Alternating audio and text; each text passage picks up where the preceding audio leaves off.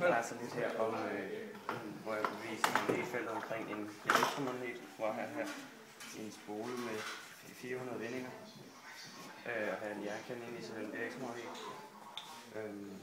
Og så hvis jeg tænder den her, kan jeg vise med en kompassnål, hvor selvfølgelig det er sydpolen her, mørke nordpolen. Så kan jeg vise her, at nordpolen her, det er tiltrukket her, så det er den sydpol. Og jeg tager den her om, det er sydpolen tiltrukket af den elektromagnetiske nordpol. Så hvis jeg lægger en glasplade herovre, så her har jeg nogle jernspuler, så vil jeg så hælde ud over her, så jeg kan vise lidt om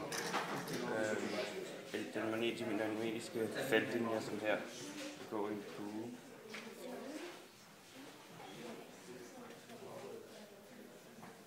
Så jeg tror, jeg skal sådan lidt rundt omkring.